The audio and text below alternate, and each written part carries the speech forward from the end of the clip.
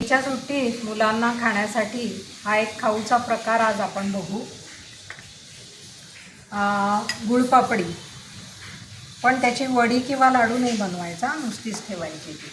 आजी मला कॅरम खेळताना गुळपापडी खायला दे ना. हो देते. ते दे. बसून खा तिथे कॅरम खेळता खेळता. हां, तुझ्या मित्राला पण दे. हो.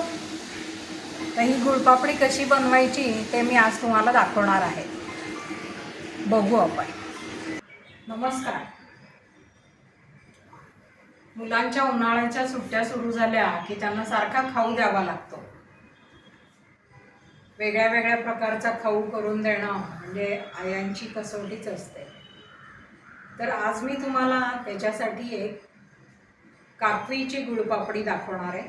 पण त्याची वडी वगैरे नाही करायची, नुसतंच असं वाटीत घेऊन खायला काकवीची गुळपापडी. त्याच्यासाठी लागते काकवी,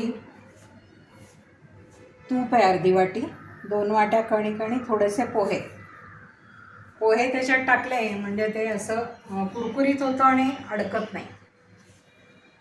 तर कशी करायची काकवीची गुळपापडी ते आता आपण बघू.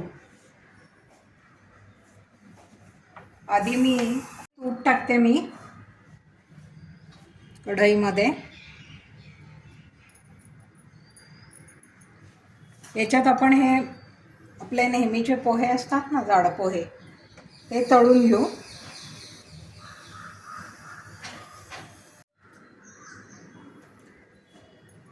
हे अर्धी वाटी पोहे आपण सगळे तळून घेतलेत त्या तुपात आणि काढून घेतले. आता याच्यातच ही कणिक टाकू आपण 2 वाट्या.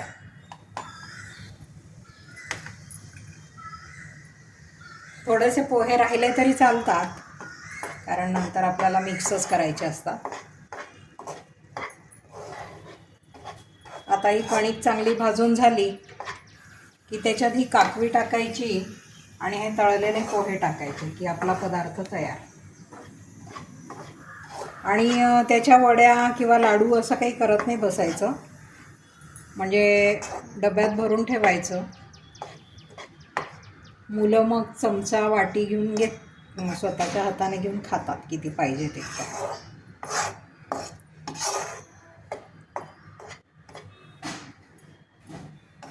पूर्वी आमच्या वेळेला, आमच्या लहानपणी त्याला गुळपापडीची फक्की म्हणायचे.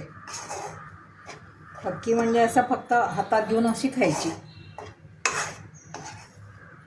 पण आता असं फक्की वगैरे मुलांना आवडत नाही, म्हणून नुसतं गुळपापडी सांगते त्यांना. ही कणिक मात्र अगदी खमंग भाजायची, त्याला जरा वेळ देऊन सावकाश भाजायची.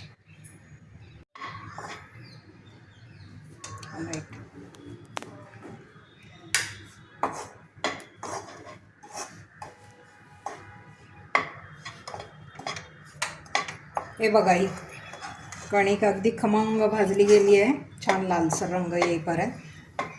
त्याच्यात आता हे पोहे टाकून द्यायचे. हे पोहे टाकले ना म्हणजे असं ते कणिक चिटकत नाही अशी खाताना टाळूला, जरा कुरकुरीतपणा येतो ना त्याच्यामुळे. हे पोहे टाकले, गॅस बंद केला आहे मी. आणि आता ही काकवी टाकायची.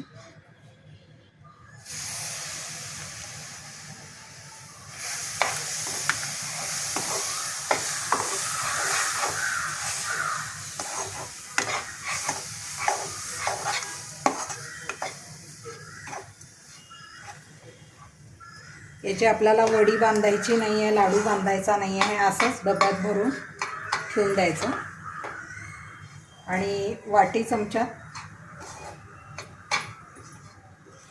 खायला द्यायचं. झालं.